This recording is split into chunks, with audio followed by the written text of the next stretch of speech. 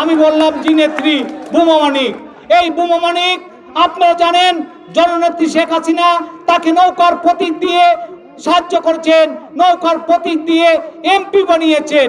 অথচ গত পৌরসভা নির্বাচনে এই কালাম চৌধুরীকে নৌকার প্রতীকের বিরুদ্ধে ফেল করার জন্য ওপেনলি কাজ করেছে এবং তাকে ফেল করার জন্য নৌকার বিরুদ্ধে ওপেনলি ভোট চেয়েছে দানের শীষের পক্ষে।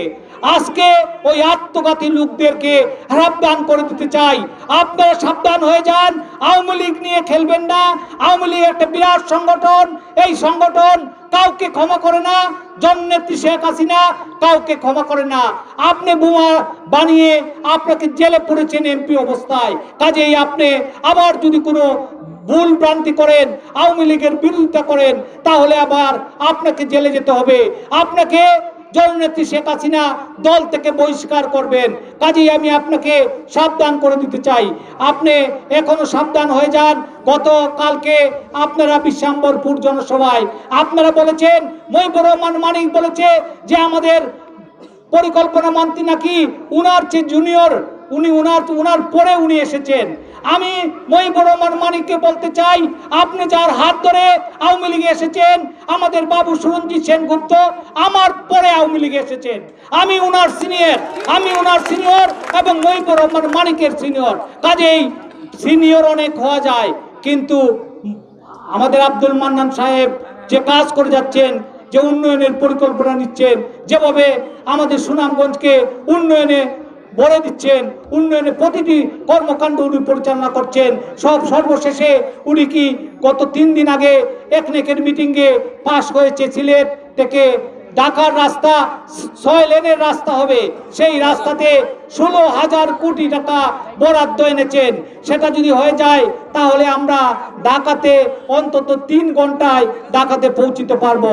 সেটা করেছেন আমাদের মন্ত্রী, আমাদের উন্নয়নের উপকার, আমাদের পরিকল্পনা মন্ত্রী এম এ মান্নান। আজকে আপনাদের এখানে আসার সময় উনাকে বিভিন্নভাবে বাধাগ্রস্ত করা হয়েছে, বিভিন্নভাবে বলা হয়েছে যে বিএনপির লোকের ডাকে আপনি কেন হসপিটাল উদ্বোধন করতে যাবেন। এটা হসপিটাল বিএনপি আওয়ামী লীগের নয়, এটা জনসাধারণের হসপিটাল। আর এটা জগদলবাসীর হসপিটাল। জগদলবাসীর সুবিধার জন্য আপনাদের এলাকার জনস্বাস্থ্য উন্নয়নের জন্য আজকে মন্ত্রী সাহেব আপনাদের এলাকায় এসেছেন। আর আমার জয়েন্ট সেক্রেটারি মিজানুর রহমান সাহেব, উনি বিএনপি করেন না, উনি বিএনপির আমলে ডিসি ছিলেন কুমিল্লার। তখন তারেক জিয়ার সাথে উনার ছবি উঠেছে, কারণ উনি ডিসি হিসাবে বিএনপির গভর্নমেন্টের সময় চাকরি করেছেন। আবার উনার আরেকটা ছবি আমি দেখেছি, বাবু সুরঞ্জিত সেনগুপ্ত, মহিবুর রহমান মানিক এবং এম এ মান্নান সাহেবের সাথে উনার ছবি এসেছে। তাহলে আমরা কোনটা বলবো, উনি বিএনপি না আওয়ামী লীগ করেন? আপনারা সেটা নির্ধারণ করবেন।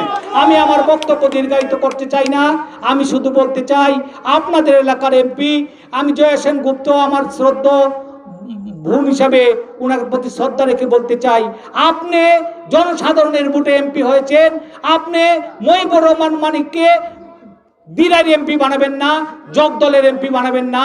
জগদলের এমপি, দিরাইর এমপি আপনিই থাকেন।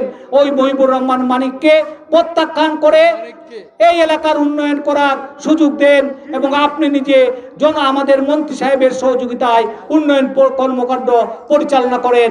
এই আশাবাদ ব্যক্ত করে আমি আমার বক্তব্য শেষ করছি। জয় বাংলা, জয় বঙ্গবন্ধু। এখনই আমাদের কাঙ্ক্ষিত বক্তব্য আপনারা শুনবেন। আমাদের এই এলাকার তাদের বিরুদ্ধে আমাদের সংগ্রাম, আর সকলে আমাদের পরিবারের, কোনো বাধা নাই কারোর সঙ্গে, সবাই রাজনীতি করতে পারবে, উন্নয়নে সামিল হতে পারবে, পরিষ্কার কথা। সম্মানিত উপস্থিতি, 3টা বিষয় বলছিলাম, 1 মিনিট করে। প্রথম কথা হলো এই হাসপাতাল সম্বন্ধে। এই হাসপাতালটি 20 শয্যা বিশিষ্ট হাসপাতাল। এইটা আমাদের অফিসার, আপনাদের ছেলে মিজান যখন ডেপুটি সেক্রেটারি ছিল, তখন তদবির করে অন্যান্য অফিসারদেরকে ধরে তার নিজের গ্রামে, নিজের মহব্বতে এই কাজটা করেছে।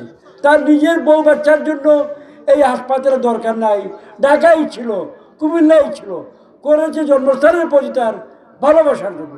আমি তখন কিছু কিছু শুনেছি, আমি তখন অন্য জায়গায় চাকরি করতাম, আমি শুনেছি যে আমাদের দিরাইয়ের জগদলের এক ছেলে আমার পরে আমার জুনিয়র, সে এলাকার ভালো কাজ করতেছে। আমার খুব খুশি লাগছে যে সেই এলাকার কাজ করছে। বহুদিন পরে সাম্প্রতিককালে মিজান আমাকে বললো, স্যার এইটা ধ্বংস হয়ে যাচ্ছে, এখানে কেউ আসে না যায় না, পদ নাই, ডাক্তার নাই, কিছু নাই। তখন আমরা উভয়ে মিলে আমাদের সরকারের অন্যান্য সচিব যারা, স্বাস্থ্য সচিব বিশেষ করে, তার সঙ্গে যোগাযোগ করে আমরা এটাকে জীবিত করার একটা চেষ্টা করেছি। আজকে খুব ভালো লাগলো যখন দেখলাম এখানে আমাদের ডাক্তার আছে, নার্স আছে, প্যারামেডিক আছে, যন্ত্রপাতি আছে। 2-3 জন রুগীর সঙ্গে আমি কথা বললাম। ইনশাল্লাহ এইটা আরও বড় হবে। আমরা উভয়ে মিলে কাজ করব যাতে করে আরও বেশি সুযোগ সুবিধা এখানে দেওয়া যায়।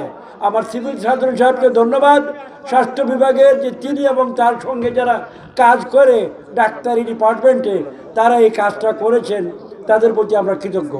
1 নম্বর বিষয়। 2 নম্বর বিষয় মিজান সম্বন্ধে বলছি। মিজান বিএনপি না আওয়ামী লীগ, এটা আমার মাথা ব্যথা নয়। মিজান এমপি হবে কি না হবে এটা আমার বিষয় নয়। এটা আমাদের দল, আমাদের দলের প্রধান জননেত্রী শেখ হাসিনা তিনি নির্ধারণ করবেন।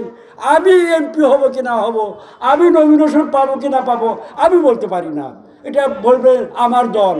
সুতরাং মিজান যদি রাজাকার না হয়, এইটা একমাত্র কথা। মিজান যদি রাজাকার হয় তার সঙ্গে আমি বসবো না, আমরা কেউ বসবো না।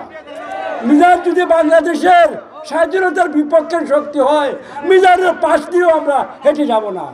আর না হলে মিজান যদি এলাকার কাজ করতে চায়, কোথায় কোন দিন চা খেয়েছে, কার বাড়িতে উঠেছে, এইটা নিয়ে আমাদের মাথা ব্যথা নাই, আমরা কিছু বলবো না। আমি মিজানকে দোয়া করি, বয়সে আমার চেয়ে অনেক ছোট, সে জনসেবা করতে চায়, আল্লাহ তার নেক ইরাদা কবুল করবেন মহান আল্লাহর কাছে, এই আমাদের মুনাজাত। 3 নম্বর বিষয় শেষ হওয়ার আগে আর বোধহয় 1-1.5 মিনিট আছে, খুবই গুরুত্বপূর্ণ। আমি বাচ্চারা ভুয়া ফান মাঝে বড় হিসাবে জানি। হাতরাইয়া স্কুলে গেছি, আমার গাঁও থেকে হাতরাইয়া গলা পানি খবর পানি দিয়া ডুংরিয়া থেকে উজানি গাঁও স্কুলে গেছি আমি ছোটবেলা, মনে আছে আমার। বাতি নাই, রাস্তা নাই, সড়ক নাই, ডাক্তার নাই, লেম যারা টিমটিমি আমাদের দিন চলছে।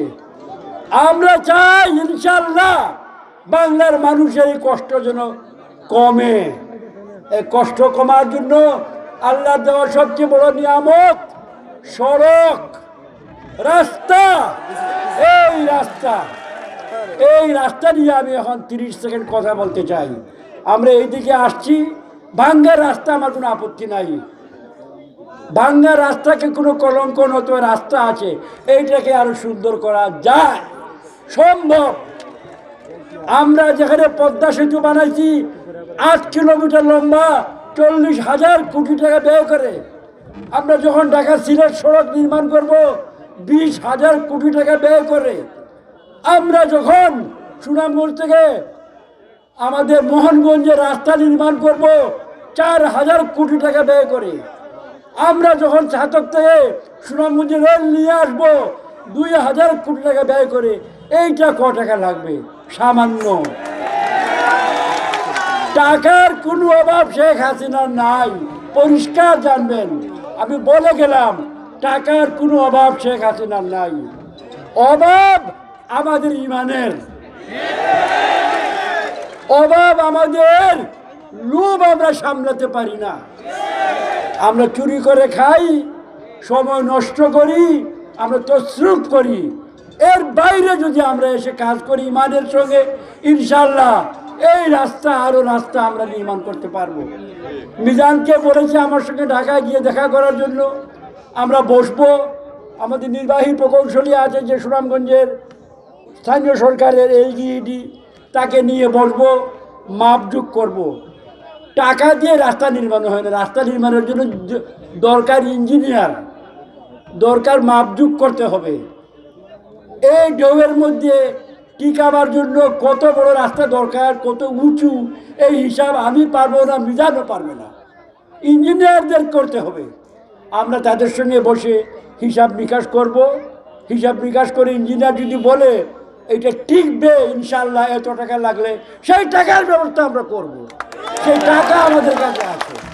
তাই আপনারা আজকে রাস্তায় আসার সময় প্রত্যেকটা গ্রামে পাড়ায় হাঁটি হাঁটি মানুষে শুধু রাস্তা রাস্তা রাস্তা বলছে। আমি বুঝতে পারতেছি, আমিও তাদের সঙ্গে রাস্তা রাস্তা রাস্তা বলেছি, আবার বলছি এই রাস্তা, এইদিকে রাস্তা আমাদের জননেতা মরহুম আব্দুল সামাদ আজাদের গ্রাম বুড়াখালী যাওয়া যায়, এইদিকে আমরা যাব। আগামীতে কোনো এক সময় বুড়াখালী থেকে আমরা ওই পারে গিয়ে জগন্নাথপুর উঠতে পারবো। এইগুলো করা যাবে। দরকার শুধু আমাদের সবর, দরকার সহিষ্ণুতা, চুগল করে ছাড়তে হবে, ষড়যন্ত্র ছাড়তে হবে, ষড়যন্ত্র কুন্দল দলবাজি নোংরামি ছাড়তে হবে। একত্রে মন পরিষ্কার করে উন্নয়নের পক্ষে কাজ করতে হবে। ইমানের সঙ্গে দেশকে ভালোবেসে, দেশকে মহব্বত করে, গরিব মানুষকে ভালোবেসে, গরিব মানুষের জন্য কাজ করতে হবে, গ্রামের জন্য কাজ করতে হবে।